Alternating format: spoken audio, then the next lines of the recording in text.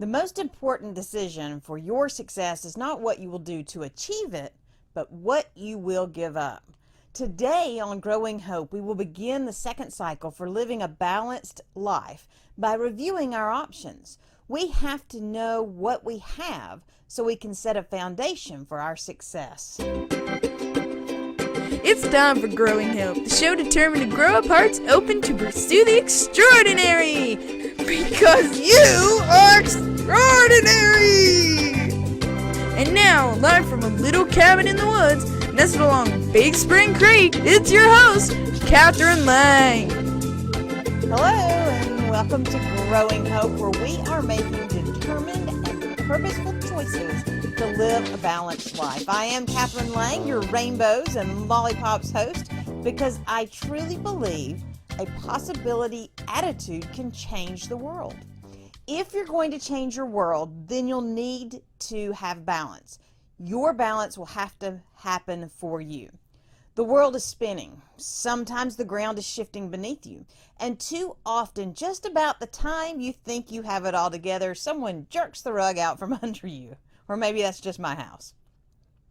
If you're going to make it through, then you're going to need to gain your balance. And you can do that in 8 steps. First, you have to admit your problem. Second, review the options. Third, let it go. Fourth, set a budget. 5, make a U plan. 6, get moving. 7, connect with others. 8, review and adjust. The first series that we shared was all about how to admit the problem and ultimately that you are the problem. The 5 points we covered were about how nothing changes until the mind changes. It's all in the mind. And how you can't trick yourself forever. How the healing begins with wound exposure. How honesty makes way for change. And how you have to admit, accept, and move on. You can catch up on these episodes. You can listen, watch, and engage by visiting www.growinghoperadio.com. But this next series that we're latching onto is the second step, reviewing our options. Many years ago, we were driving from Pensacola to Gulf Shores. Now, we had the bright idea to go kind of sightseeing, so we decided to take the back roads instead of using the main road that we had used to get from Gulf Shores to Pensacola. We used the map. We had a map, so we plotted out our course. Just before we reached the condo, we passed a sign that said, "Pavement ends." Now, we live in a rural area. We're used to the pavement ending. And fortunately, in this case, we weren't going very fast because the road sign wasn't kidding. It wasn't like around here where when the pavement ends, the gravel begins, or maybe it's a dirt or chert road. That's what we expected. But in this case, the pavement literally ended. The road came to a halt. It was just, there was nothing except the edge of an inlet. It was water in front of us.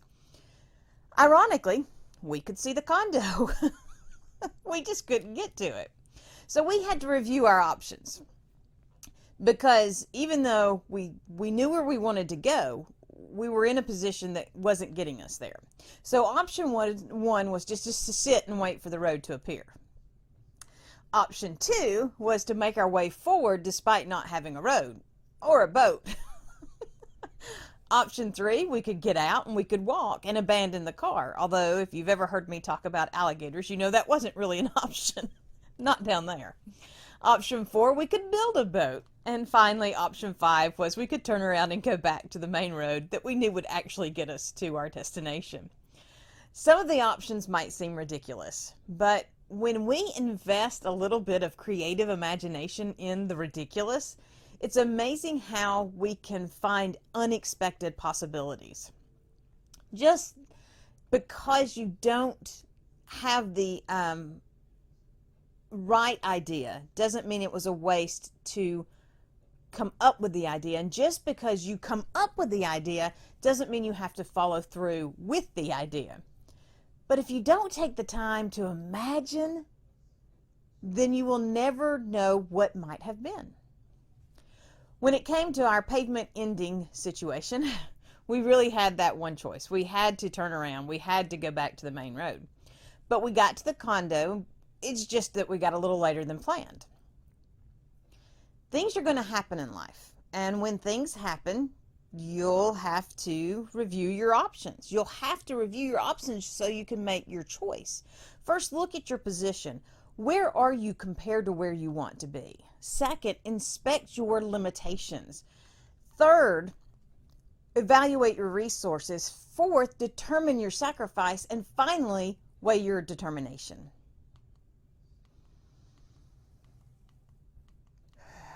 You can get there. No matter how much or how little you have, you can get there. But until you determine what you do have, you can't be sure how you're going to make it happen. Living out your purpose requires that you think about what it takes. It requires that you have the balance that you need to stand, to bend, to twist, to step, sometimes all at the same time. But you also have to understand what you have so that you can make those adjustments. Look, the game of Twister has nothing on the reality of life. The reality of life is way more twisty than Twister ever could come up with. It's hard to gain your balance. It's hard to even stand when you don't know what you're standing on or where you're standing. You have to review your options. Now, we live in the woods, which means we encounter all sorts of critters all the time. The dogs have gotten me out of bed to chase an otter out of their pen. My husband once called me out of an almost comfortable sleep, and it was almost comfortable because I was 7 months pregnant at the time. He called me out of there to discover an armadillo that had been burrowed itself up under the front step. Now, one day, I was standing on the front porch, and I noticed a large snake up against an oak tree in the front yard. My first thought was, how did a python get in the front yard? And if you've encountered some of the critters that I have encountered, you would understand why that was my first thought. I kept watching, and when the snake moved just a little, I noticed the rattle. I quickly reviewed my options. I could let the rattlesnake just go on his merry way, because what harm was he doing? Except this was a very large timber rattler, and it was headed into the bushes that just happened to line the path that my youngest son loved to run between our house and my father-in-law's house. I also had the option of going in and getting a weapon so that I could end his journey. But what if he happened to disappear into those same bushes before I made it back? I also had the option of picking up a shovel that was next to the porch and ending his journey that way. But did I mention it was a large snake? And I had the option of calling my husband and getting him to come take care of the snake and keeping the snake occupied until he could get there. I looked at my options. I looked around at what was available and what I could legitimately accomplish, and also what I was willing to accomplish. And I called my husband. Now, I picked up a few rocks that were sitting next to the steps because I didn't want to get off the porch, because I didn't want to bring myself closer to this snake, because I did mention it was a large snake, right? And just how far can a rattlesnake strike? I can tell you finding out was not an option that day. So I used the rocks. I'd throw them one at a time. I'd throw it in front of the snake, and it would stop, and it would wait to see if the attack was going to continue. And then if it started moving again, I'd toss another snake. And I just kept, another rock at the snake. And I just kept doing that until my husband arrived and ended the snake's journey for good. So when we're facing a problem, we have to approach it the same way. We have to review our options. What can we do? Now, a few summers back, I was out weeding a rock garden my sons and I had built together, and I accidentally knocked over one of the rocks, and when I did, a large black snake slithered out. I knew it was in an area that my children and I frequented. I was currently trying to weed that whole space. I also knew that my animals like to walk through that area. So just like I had to review the options I had with that large rattlesnake, I had to take a moment and review the options I had for dealing with this particular black snake. Because I was weeding, I had a shovel handy. These shovels are great out here in the woods for taking care of critters. But it wouldn't take me much to use that shovel to end the snake's journey. I also had the option of calling my husband and letting him deal with it. Or I could just let the snake go on his merry way. Well, when I was younger, my grandfather instilled in me an appreciation and respect for snakes. So it's not that the snake was freaking me out. I mean, he did startle me, but he wasn't freaking me out. My default is always to let the snakes go on their merry way. But not too long ago, I had learned that king snakes, like this black snake, had released a particular scent that would scare rattlesnakes. Rattlesnakes would actually get into a defensive position when they smelled the king snakes, but the way the defensive position required them to get kept them from getting in a position to strike. In other words, king snakes are your friend. So I have guarded king snakes, I've guarded rat snakes, all other non-venomous snakes since we moved out to this property. There was really no other option for me than to let this king snake go.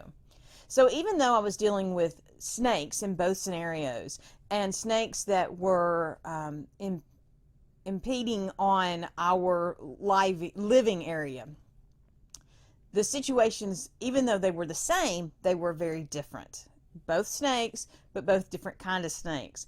And my options were very similar, but also unique because the situations were unique. So I had to take the time to review my options. Things can seem the same, but it's important to take a few minutes, always, to review each option that you have. And to be creative about the options. Don't limit yourself. Every time that you take the time to look at the different options, you may create a new opportunity that you didn't know was there. Reviewing your options not only lets you make the best decision, but it challenges you to make creative decisions. Like when we first moved out here, my husband and I didn't have a whole lot, and we had to get the land cleared. We had the option of going into debt and hiring someone to come out, and we had the option of just waiting until we had saved up enough money to get it done. We chose to use the option of us, and we got very creative. We used bush hooks and we used chainsaws to get done what we needed to get done, and we used fire. And turns out fire is really good for clearing the land, and if you have a lot of wet area like we had, it made it even easier for us to use fire. And even better, because of the experience we had clearing the land with the fire, it made it easier for me down the road with my gardens to get those cleared out in the spring. I called it my spring fire sale. So we got creative, and because we got creative when we reviewed our options, we were able to save money and get the land cleared the way we wanted it to. Plus, we had fun together. We became connected to the land. We knew what was and wasn't part of our issues in the future. And our neighbors got on board. Our neighbors joined in and enjoyed the fun of burning, and on more than one occasion we made s'mores. Necessity allowed us to get creative for completing the job that we needed done.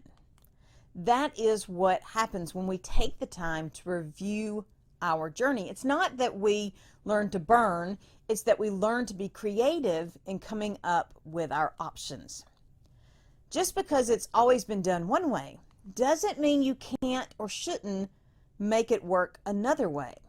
But you have to know where you are, what you have, what you can do, what you can't do, and especially what you will do so that you can get to where you want to be. It might be easier if somebody else would do it, or if somebody else would set the pattern, or if it would just fall over on you, but that's not going to be the way it works. It's going to be up to you. You have to make the step. You have to make the choice. You have to review.